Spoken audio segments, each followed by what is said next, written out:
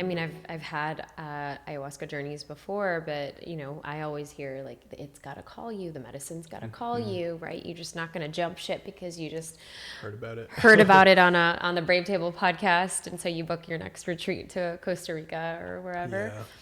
And so, what was that kind of build up to the actual retreat that? From when you signed up, like when was the kind of curiosity and how did it lead you there?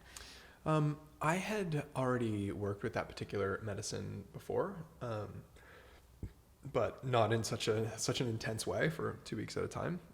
So this was 2 weeks every day you were doing it? We did 6 ceremonies spread out over 14 days. Oh, wow.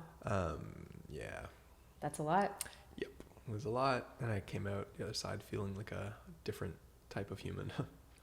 What was the intention before going into it? And was there anything you were trying to resolve or heal, or why 2 weeks?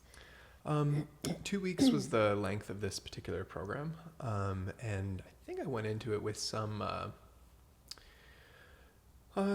desire to clarify a vision and direction for my life and sense of purpose and mission in this world. And I came out with a much clearer sense of that. What came out of it? On the other side of the journey, I realized that I wanted to give my life more fully to the world of psychedelic medicine. Yeah. And what's your approach for people who are listening that are like, okay, I've never really, tried it. What should I start with? And where, how do I even know that that's kind of the right medicine or the right path for me? I don't think that psychedelics are for everyone. I guess it's a disclaimer. And explain that. Like there's just so much medical complexity and legal complexity depending where listeners happen to be located in the world. But certain medicines can't be mixed with other like pharmaceutical drugs that you might be taking, or maybe you're not taking pharmaceutical drugs and you have some mental health challenges that can be made worse through the use of certain substances in certain contexts. So I would advise people to just do a lot of research.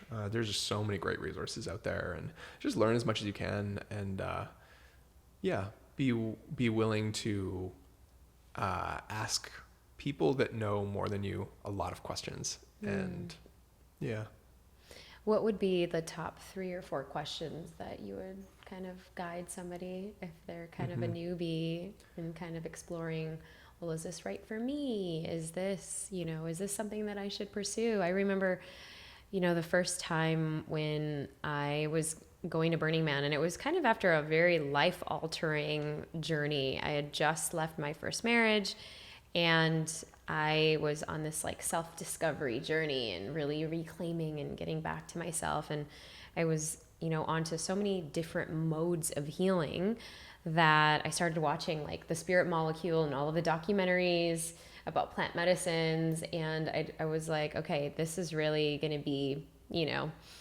I'm so curious about it, but I wanted to make it so that it was in like a safe container. And that was a big thing for me. But I knew that a lot of our really close friends that we had such a, incredibly expanding relationship as just like going deep in the spiritual work together, that we were all going together, and it was going to be the perfect time because I knew I was going to be in a safe place, in a safe space, in a non-judgmental place. And that was kind of one of the main reasons why, Burning Man was like such a, spiritual alchemy on so many levels.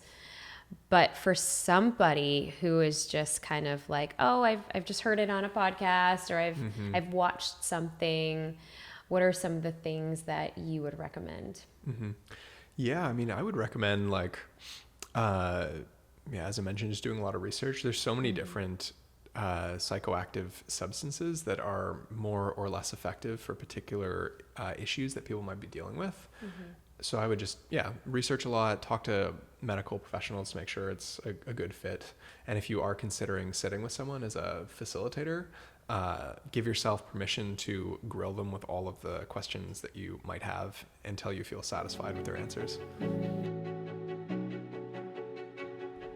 See you next time at the Brave Table.